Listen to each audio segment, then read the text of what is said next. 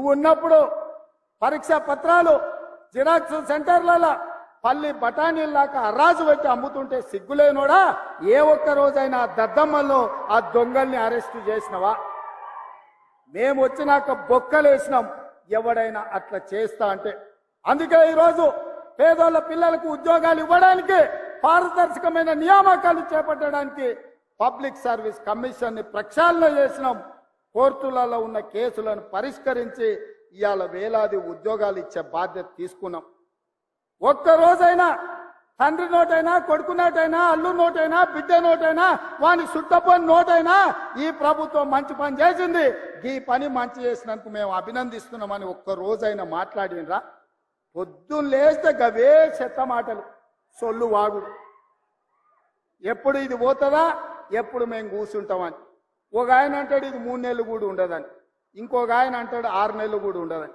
నేను చెప్పదలుచుకున్న సన్నాసులను, ఎవడైనా 3 నెలలో 6 నెలలో ఈ ప్రభుత్వం ఉండదు అని గ్రామాలకు వచ్చే మా కార్యకర్తలు వాళ్ళని పట్టుకొని యాప చెట్టు కట్టేసి లాగుల తొండలిడ్చి కొడతారని చెప్పి నేను ఈ సందర్భంగా చెప్పదలుచుకున్నా. ఆ సన్నాసుడు అంటుండు ఎన్నికల కంటే ముందు రేవంత్ రెడ్డి పేరు చెప్తే 3 సీట్లు రాకపోతుండే అని. నేను ఇవాళ ఈ వేదిక మీద నుంచి ఆ సొల్లు వాగుడు వాగే కేటీఆర్ కి సవాలు విసురుతున్నా. బిడ్డ, ఇవాళ నేనే ముఖ్యమంత్రి, నేనే పిసిసి ప్రెసిడెంట్ను. రేపు రాబోయే పార్లమెంట్ ఎన్నికల్లో నేను సవాలు విసురుతున్నా. నీ చేతనైతే దమ్ముంటే, నువ్వు మొగోడు అయితే ఈ తెలంగాణ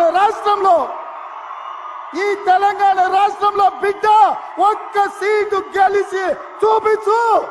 నీ అయ్యా నువ్వు వస్తావో నీ అయ్య వస్తాడో మా కార్యకర్తలు చూసుకుంటారు. బిడ్డ, నువ్వు అనుకుంటున్నావా అల్లా టప్పగాడని? అల్లా టప్పగాలం కాదు, అవులగాళ్ళలాక అయ్య పేరు చెప్పుకొని కుర్చీలో కూర్చోలేదు సన్నాసోడా. కింది నుంచి కార్యకర్తగా కష్టపడి జెండాలు మోసి లాఠీ దెబ్బలు విని నీ అక్రమ కేసులు ఎదుర్కొని చెర్లపల్లి చెంచల్గూడ జైల్లో మగ్గినా భయపడకుండా, లొంగిపోకుండా నిటారుగా నిలబడి నిన్ను, నీ అయ్యను, నీ బావను బొందబెట్టి ఇవాళ ఆ కుర్చీలో కూర్చున్నాం.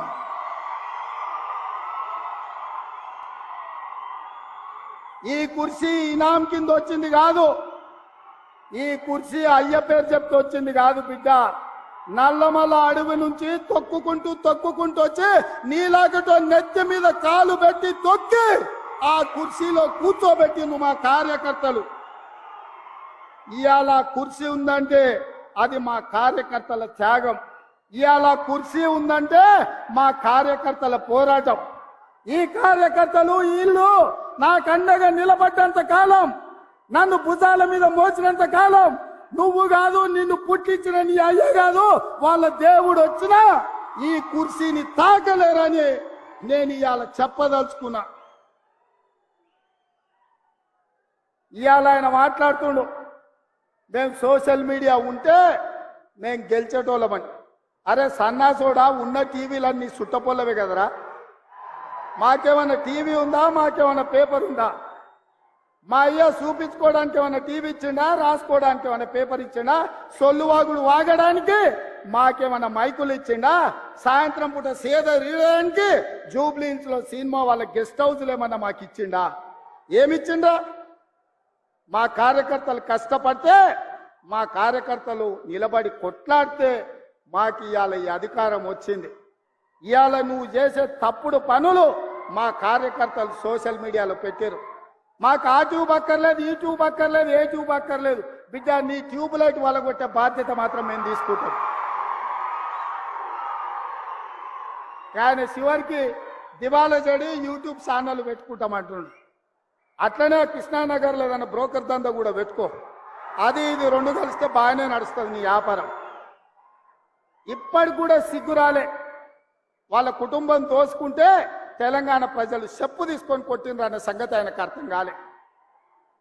10 ఏళ్ళు అడవి పందుల్లాక చెరుకు తోట మీద పడి అడవి పందులు తిన్నట్టు మా వికారాబాద్ పరిధి తాండూరు ప్రాంతంలో పల్లి చేను వేసుకుంటే అడవి పందులు రాత్రిపూట చేను మీద పడితే ఆ పంట కాపాడుకోనికి మా రైతులు కరెంటు తీగలు పెట్టి కాపాడుకుంటారు. అట్లనే తెలంగాణ ప్రజలు అడవి పందుల్లాక తెలంగాణ మీరు తెగమెక్కుతుంటే కరెంటు వైర్లు పెట్టి మిమ్మల్ని కరెంటు తీగలకు బలిచ్చి ఇవాళ కాంగ్రెస్ పార్టీని అధికారంలోకి తీసుకొచ్చారు. అందుకే మిత్రులారా, ఇవాళ నేను ఒక మాట చెప్పదలుచుకున్నా. సోనియమ్మ మాట ఇచ్చిందంటే అది శిలా శాసనం.